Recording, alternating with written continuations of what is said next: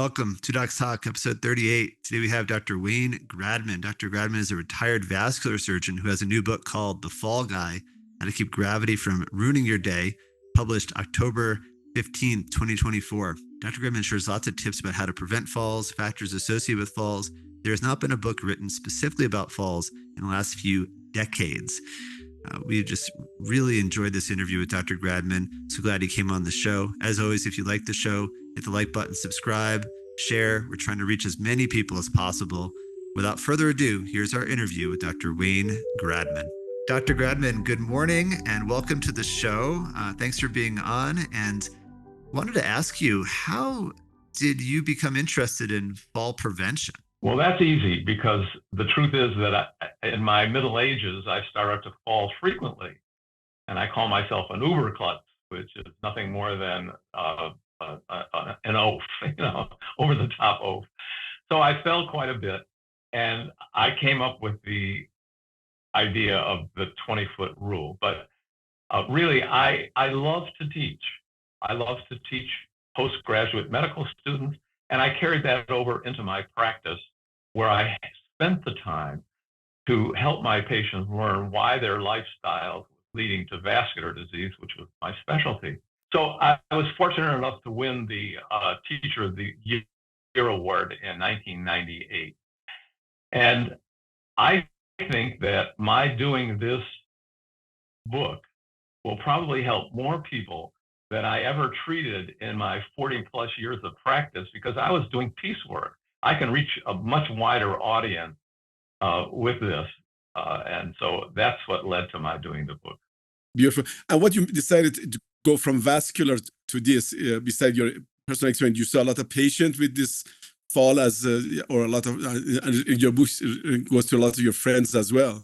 Well, anybody I talk to knows someone that fell. And even the people that I talk to say, I wish I had this book earlier because I fell. It really had nothing to do with my practice at all. It had to do with my personal experience with falling and saying, this is ridiculous. You shouldn't be falling. These are easy, preventable, and practical hints for how to avoid falling. What are the common mistakes that you see? What are the common mistakes that those go to the 20-foot rules and some of the common things that you think can be easy preventable? Well, the 20-foot rule is really nothing more than look where you're going. I tended to fall when I got to a curb, and everybody does that every day. And curbs are dangerous. People trip and fall on curb. I always have a thing about individuals walking and watching their cell phone at the same time. And when you turn 40, you start to get presbyopia, or difficulty seeing close objects, and you need glasses. So you're looking at your cell phone with your glasses, and then you have to see where you're going, where you don't need glasses. And it's a common back and forth, and people fall a lot when that happens. That happened to me twice. There's also the idea of, it's presbyopia. It's very, very important to fall-proof your house. That to me is primary. I have a brother-in-law who's a plumber, and he'd spend a lot of time fall-proofing houses. And you need to have 3 grab bars in every shower and 1 on the outside of the shower. You need to have non-slip pads in your shower and outside of your shower. I went to Europe with my wife recently, and we stayed in all kinds of hotels, good hotels, medium hotels, bad hotels. And I was absolutely flabbergasted. They don't have grab bars, or if they do, they're very small and hard to get to. And we were actually afraid of many times in Europe. So and in the home, there's also the important factors when it comes to stairs. I talk a lot about stairs in my book because people fall on stairs, usually downhill, which is the more dangerous of the two. And the importance of, as you get older, of using a banister and making sure you have banisters on both the inside and outside of circular stairways or straight stairways, whatever. You need to have staircases. And then I talk about outdoor lighting, which many people do not have. And you need to have strips of, just like they do in public buildings by law, you need to have hints in your home that you're about to approach a set of stairs. And these are so common factors in falling. Yeah, that's great. And, when you go to Europe and some of the older countries, the not only the hotels, the staircases, as well as the streets. Sometimes you go, there's such an even, uneven, sidewalk. Suddenly you go from changes. Yeah, I think the best place I've seen is in Japan. That a lot of times they're even for the blind people, they have prevent things crossing the streets. So, but in Europe and some of the older countries, it's very, very difficult, even for a young person that, But today's the problem, I think, I see that work is the cell phone. Even our employees, sometimes you sit down the hallways, crash into the, to the side wall or to an equipment because there's just so much involved in their listening to a post or something like that and not pay attention to just where they're going. So as we get older, as you said, it's get worse. One thing that I come across is the medication. Can you elaborate on that? Yeah, that's an interesting factor in falls. There is a NIH publication that gives points to certain kinds of medications, like the very commonly used benzodiazepine group of medications. I, for instance, take a sleeping pill. I've been doing. I used to have to wake up in the middle of the night all the time to answer calls, and I didn't know that going into vascular surgery that I'd be called so often during the night. And I've come to rely on a sleeping pill, which is Restoril, and that's a short-acting benzodiazepine. And these are the addictive type. So basically, I'm very much addicted to that medication. And if you wake up in the middle of the night to go to the bathroom, you have an increased risk of falling. It turns out that 1/4 of the falls in the house are due to are in the bedroom. 1/4 are in the bathroom, and 1/4 are on stairs. So this is a major factor. The longer acting ones, like Xanax and Valium, are less addictive, but they have their risks because they're depressants of sorts. And then there's the antihypertensives. People change their medication all the time. You know that you're always adjusting antihypertensive medication up and down. And then when you adjust it up, patients don't bother looking at their blood pressure. They don't take their blood pressure as much as they should. They should actually self-adjust their medication in many cases. And often their blood pressure drops very low, and that's a great risk for falling, or arrhythmia, and that also is a risk.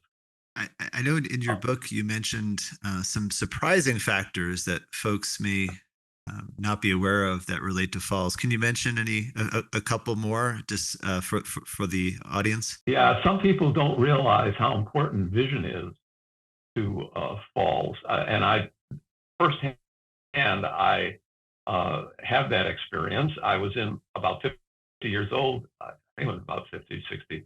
I went to my wife's ophthalmologist and she said, "Oh, you got early cataracts." Well, I thought I could see perfectly well. And then she said, "Come back in 5 years." And I did that out of to humor her. And then she said, "Your cataracts are bad enough to need surgery." And I thought my vision was okay. But then I got my first cataract fixed, and I was astounded at the increase in clarity and brightness of my vision. And I could see the old vision and the new vision back and forth because I still had the other cataract there. It turns out that the risk of falls decreases tremendously when you fix a first cataract, but not when you fix the second one. So that was an interesting discovery to me. So if your doctor says fix your cataracts, you'll be amazed at the improved vision you experience, and that will decrease your incidence of fall. I also talk in the book about something called black ice. That's not very common. I was born in Chicago, and of course, I fell on the ice all the time.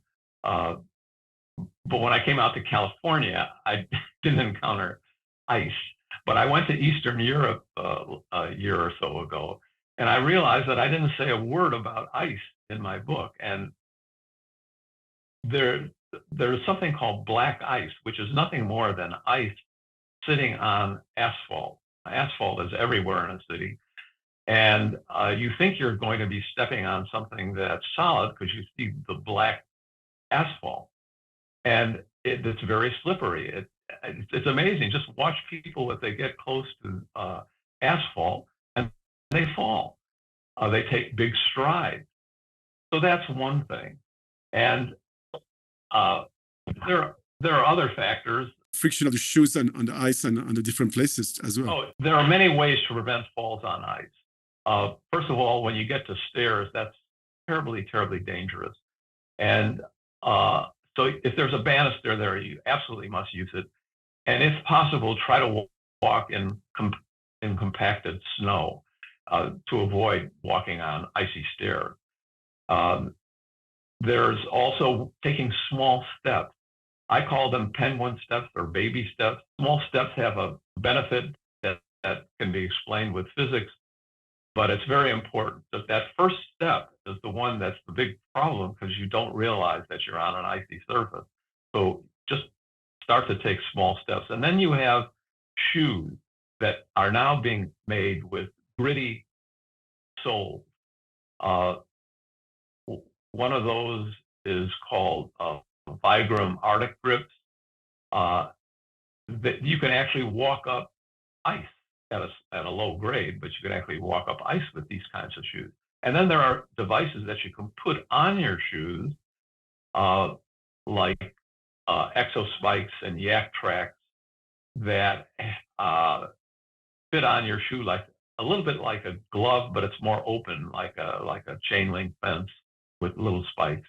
Those are, and the most important thing to do, I think, is to not be afraid of using walking poles.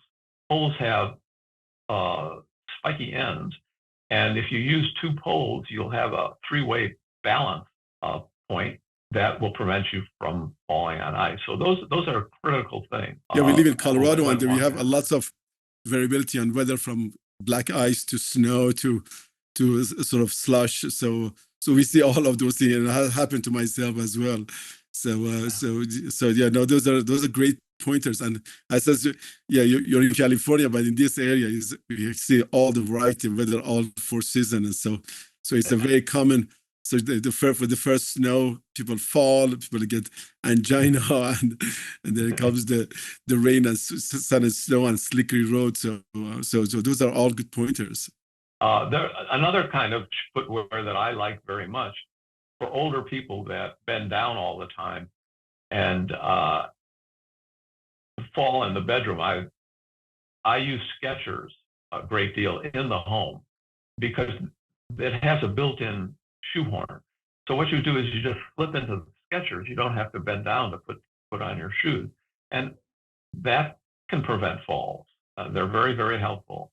Can you go with some of the strengthening the exercises that can prevent from falling, and go some of the, just how to prevent, as it says your appendix is excellent, but can you go over summarize some of those exercises that you can prevent from falling? Yes, the most important thing about falls is you have to adhere to them. You can't just do it once or twice and expect to get benefit. You have to do it several times a week. And so I try to pare it down to the absolute minimum. So I divide them into standing and lying down on the floor. And the goal of all of this is to increase the flexity, strength, and balance of the lower extremities.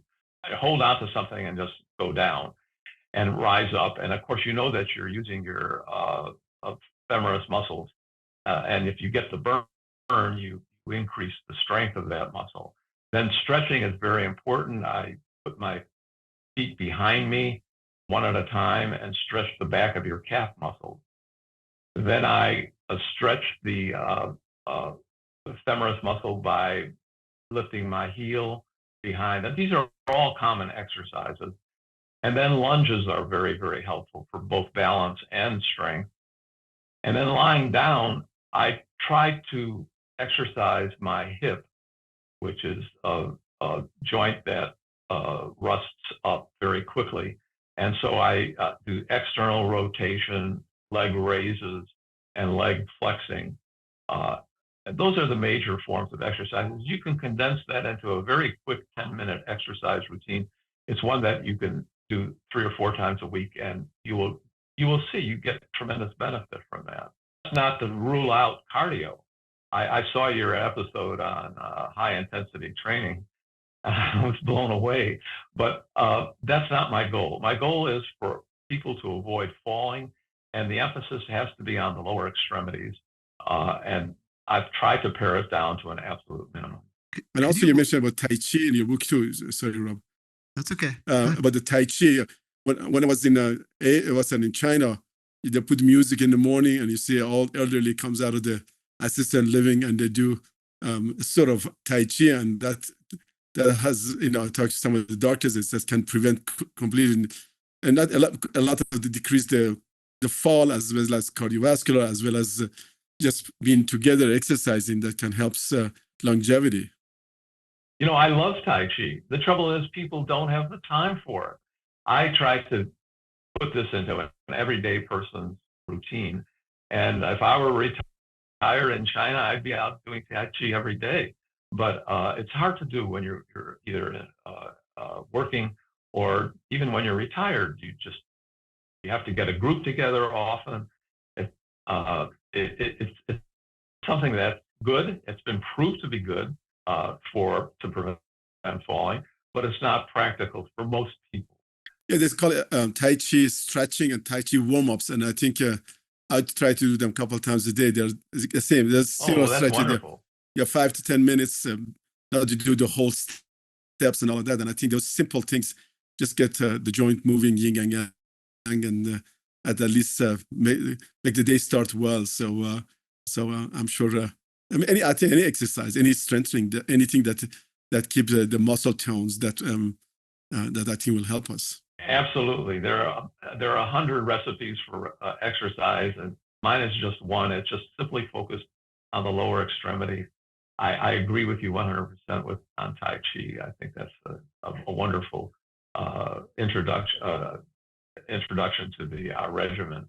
Could you walk us through the 20-foot rule? I know you mentioned it a few minutes ago, but could you maybe give us an implementation? And just wanted to kind of hear like what that is and how you do it. Like, is you do it all the time, or just when you're walking a specific way or location? Well, I use it all the time now. Anytime I'm out in the city or the country, I take a quick glance, roughly 20 feet ahead of me. And in the city, the most common thing are slabs of sidewalk that are unequal in height, and it's so easy to trip on those. Just like a fall anywhere. And I realized that when I get to curbs, it's not just stepping off the curb and stepping up the curb, but if you look at it, in most cities, the asphalt and the cement come together. They'll pave the asphalt and it'll overlap the cement. And when you walk off a curb, you think you've achieved the objective of walking off a curb. But then you get to this little difference in height, and it's enough to trip on. I've done that. I've done it twice. I didn't fall, but I said, oh my God, I didn't realize that this is a fall hazard. And so now I carefully watch when I get off the curb. It's just full of all kinds of jeopardy risks. And the other question we had was folks who have fallen, if they've had a fall or an injury or a close call, that can affect how one thinks about going out and doing things with family and friends. Could you comment about that a little bit and how to help what to do about it if someone's anxious about falling? Right. The fear of falling can occur without having fallen before, but it's especially common in people who have fallen. And so recommend walking aids. There's nothing you could you're not going to undergo psychotherapy because you have a fear of fall. But what you can do is either wear a cane, but better is to use a walker, because that gives you full support. And I've known individuals who had a fear of falling, and they started using a walker, and now they no longer have the fear of falling. It's the transition from cane to walker is a big one, but it occurs quickly in many people who start using a cane and want something even more sturdy. Yeah, especially after surgery, or when you live in, my mother-in-law is an assistant living, and you go over there and you see, unfortunately, people that have polypharmacy, and if they do not use appropriate things, the fall is very frequent. Yes. Well, most extended care facilities, of course, have flat floor. They're very acutely aware of the fall risk, and they'll give you a walker at the drop of a hat, and that's true in hospitals as well. Do you have any other pearls that wisdom as we get older, how to prevent fall and live long life?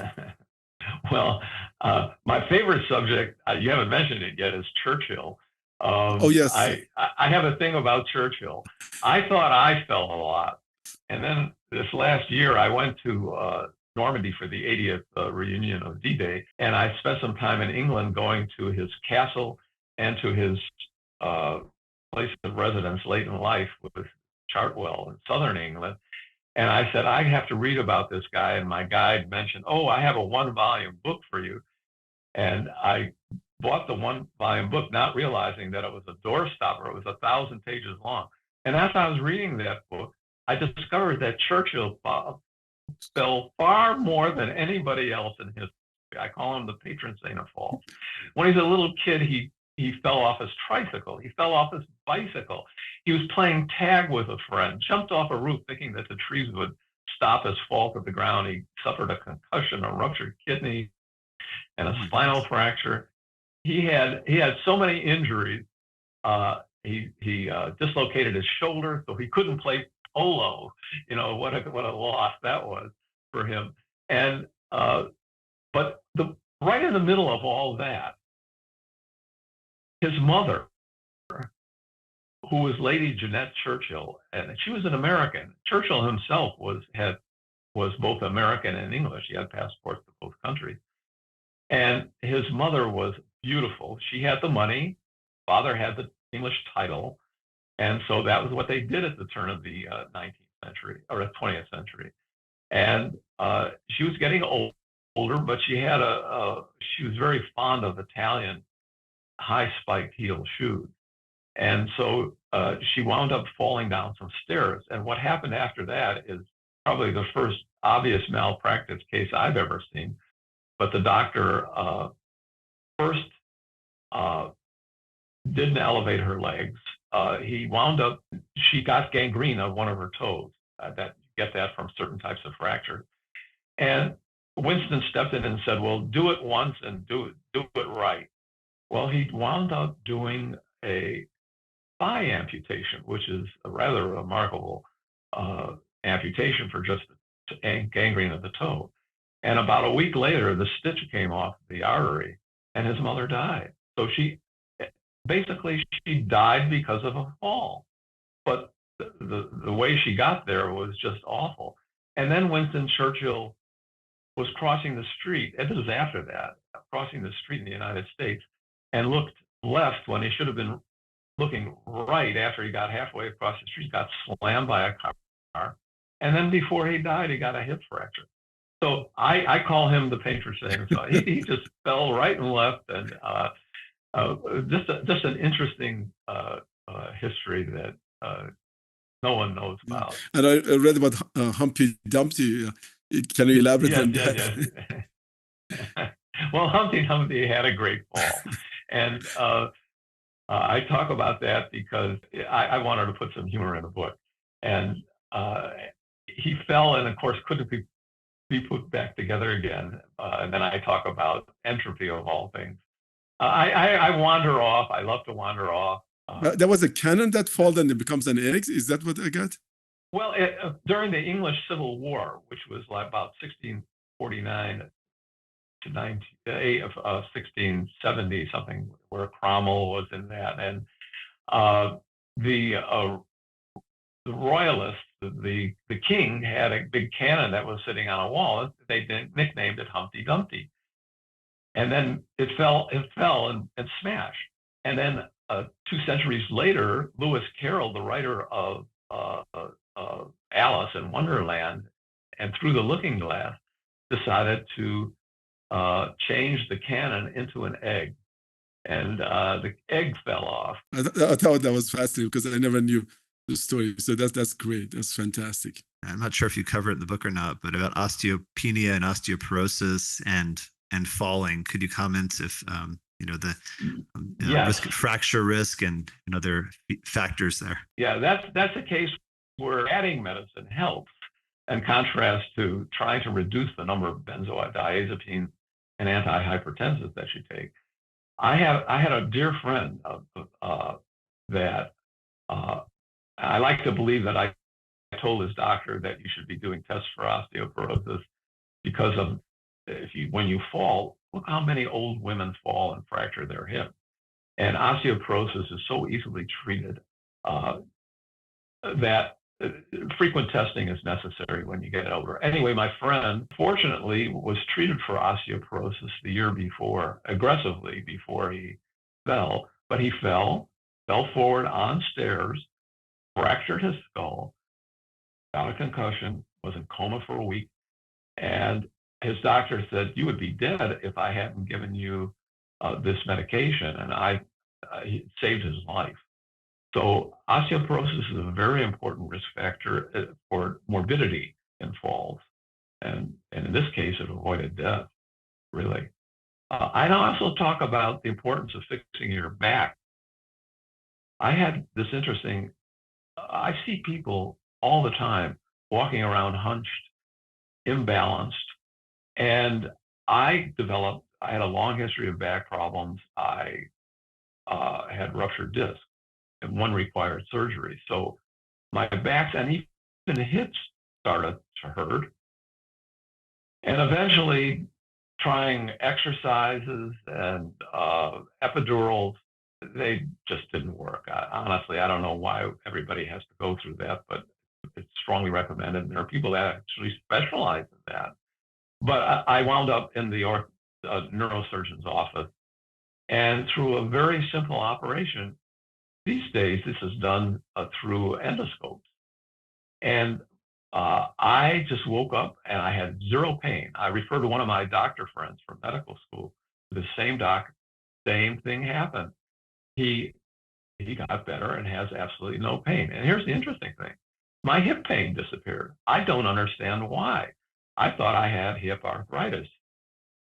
I probably do still have hip arthritis, but the MRI showed it. But the hip pain went away when I fixed my back. I no longer hunch, and I resumed the same exercise regimen I did when I was 20 years younger. Interesting. What about the diet? I know the diet, we always stress on that, and I think it's a crucial thing as we get older.